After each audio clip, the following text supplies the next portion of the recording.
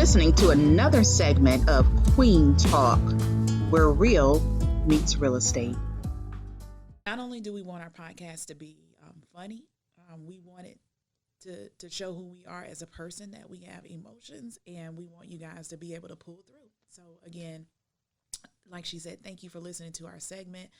We hope that you find value in what we're saying, and that you are able to get help if needed. Not only does it give back to the community to help somebody else, but it does help us, the real agents, to also be able to process different things that we're going through in our lives. So this month is actually Women's Health Month. It is March 2020, and every month in March you may see the yellow ribbons, and that is to shine light on the Women's Health Month. So we want to talk a little bit again about grieving and maybe of some of the situations that some of us may have had, to help somebody else to be able to work through that process. So the reason this came about was, this is the real OG for all those who don't know my voice yet. On one of our previous segments recordings, we were talking about the coronavirus, and something that someone said, another one of our host said, kind of triggered something in me, and then I kind of got off for the whole rest of the segment. And I don't know if you can notice in that segment, like my actual part of the segment was kind of off and not really prepared, because I had kind of got off of my A game on there. And it was because going on 5 years ago, I lost my husband, my kid's father, my first husband. I lost him to leukemia. And she said something about a weakened immune system or something like that. And it kind of just, I don't know, brought up memories of when he had first got sick and he started the medication. And I could remember we had to give up our dogs and things like that because his immune system was weakened. And then, dogs bring in like dust and dirt and things like that. And that just kind of brought that up. And then like old memories and things like that. So even though it's been 5 years, that's still something I deal with. Grief is still something I deal with very regularly when it comes to him, and still parenting our daughters and pretty much moving on in life without my best friend and my soulmate that I was with for 10 years before he passed. So, as women, we have to still remain strong, like in the public eye and in front of other family and in front of, and for our kids and just to be able to get everything done.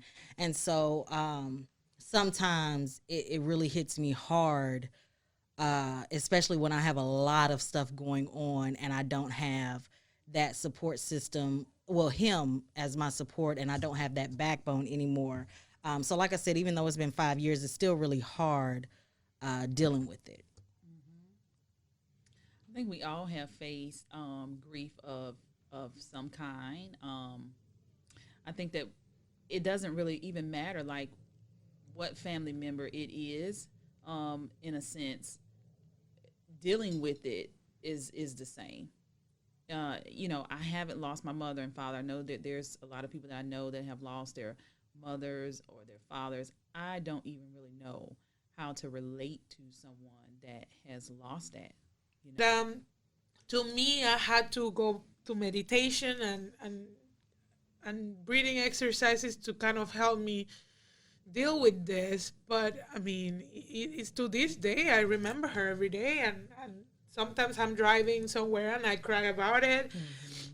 And really, people don't know how you feel inside, because like I say, I don't want to be crying around. I mean, right. This happened and you had to move on. Mm-hmm. But still, it's like part of my life was taken away from me. Mm-hmm. So, and I bet you can relate to that, Yasmin, because I mean, you also had two little ones, and this was part of your life. It doesn't matter how long it was. Was part of you. So one part of you just died with that person, and you will never be the same person, because I have not been the same person I was before this happened. The thing for me is, like I said, he was my best friend. So there'll be like stuff that happens and like little inside jokes we had, and like I'll be doing something and I start laughing because I remember like it's an inside joke, and then it's like then it's like, oh, I want to go tell him about this, but I can't. Like that's when it kind of hits you again, like you don't got nobody to talk to no more. Yeah. Like you don't have that best friend to talk to anymore. You don't have anybody to bounce ideas off of. And even with being a mom of girls, you don't have that father there to show them like how they're supposed to be loved. Because my husband was a great man, and that's another thing too. Like if he was a bad guy, then I probably wouldn't miss him as much. But he was a great man, and it hurts me because my youngest was 3 when he passed, and my oldest was only 5. So all they have is a good amount of pictures, because I did take a lot of pictures, but all they have is pictures. They don't have a lot of memories, because at that age you kind of forget a lot of stuff once you get older. So so every day I do try to remind him like, oh, that's what your daddy used to do, or you just like your daddy, you look just like your daddy. Not negatively, because there's not a lot of negatives about him or them, but like when they do certain stuff, I kind of remind him like, you are your father's child. Like, you know, certain things that they do, like you are just like your dad. And so that's why it hurts a lot, because I don't have that, my other half anymore. Like a lot of times people talk about their spouse being their other half and things like that, and that's what you really strive for in a marriage and things like that. And I feel like our marriage, or not that our marriage was perfect, but that we as two people that came together was perfect for me. And I don't know, it just hurts a lot. And for a long time, and I actually just talked to somebody about this the other day, for a long time I didn't really explain exactly what led to his death, because obviously he had cancer, but ultimately the cancer was a complicating factor in his death, but the cancer is not what was the reason for his death. He actually had a brain aneurysm the day that he died, and with him having leukemia and the medicine he was on, his like I think they said like his blood was too thin or something, and it wouldn't clot or it wouldn't stop bleeding if they did surgery on him, the way that they would have done with anybody who wasn't in his predicament. And it hurt because the day he died, like he was the weakest. Me and my sister actually had to carry him to the car for me to take him to the hospital. And so like it hurt me to see him that weak, even though I had seen him, or I had to go through him having seizures in the hospital and on the chemo, having to get his hair cut. He lost all his hair. He lost a lot of weight and all this stuff. Like just the guy that I knew had really wasted away. And I was happy. It's hard to say, but I was happy when he passed. I was happy for him, not for me or the girls, but I was happy for him because he didn't have to be in pain anymore. It was a lot of pain for him and for me to see him in so much pain and still have to be strong for him and be strong for the girls at the same time. Yeah. So that was a lot. Yeah. I want to stop crying. Yeah. So there are 7 different stages to grief. Now, personally, I've dealt with grief myself. And when I was younger, I lost my sister. And then just recently, I lost, my nephew.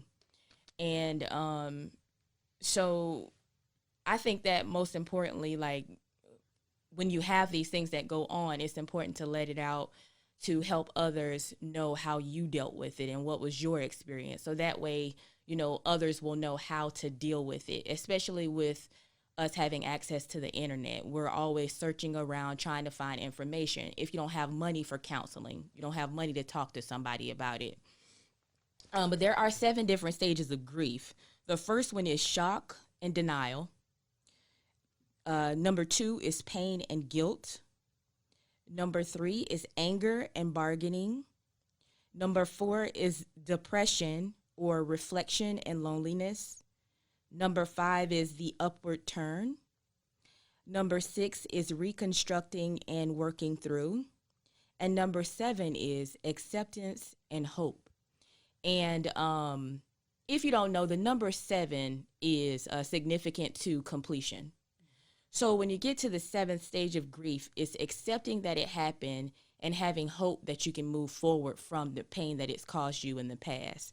So I just want to encourage my fellow agents and anyone that's listening that has dealt with grief that there is hope and there is a way out. So and I hope that this encourages someone. Thank you so much for sharing that. I totally felt chills just hearing you to go through that. And again, guys, we just want to be an outlet for someone. I think we're all getting emotional. It's an emotional topic. Just knowing that you can reach and you can save somebody, I think that it's about saving lives and being a sounding board for someone. So definitely. So, guys, we just want to, again, just to help people to understand how to cope with loss. The loss of someone or something that you love is one of life's biggest challenges. You may associate your grieving with the death of a loved one, which is often the cause and the most intense type of grief. But loss can be from any different types of grief. So some of the things that you may find is divorce or relationship breakup, the loss of health, the loss of a job, loss of financial stability, a miscarriage, retirement, death of a pet, loss of a cherished dream, a loved one's serious illnesses, loss of a friendship, loss of safety after trauma, or even the selling of home. So guys, again, we want you to understand that even the subtle losses in life can trigger senses of grief. And what we felt that it would help some of our podcast hosts because they experience a trigger to allow them the opportunity to talk about it. Peace, but sometimes it helps people to be able to get it out. And we want to be here for our Level Up family to help them to be able to get it out, to express what they have so that they understand that they have somebody to talk to. Some people may not have anybody to talk to, or you may feel ashamed or may feel that it's inappropriate for you to talk to people about the loss so that you can cope with the pain in a healthy way. So guys, just remember that there is no normal timetable for grieving. As you heard, Jasmine mentioned that this was 5 years ago.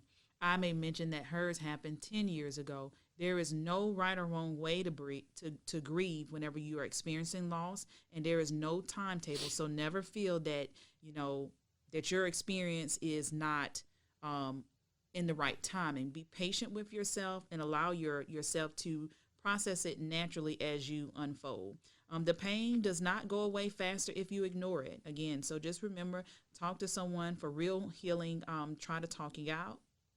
It is important for you to be strong in the face of loss. That's another myth. You don't have to try to be strong. You should talk to people.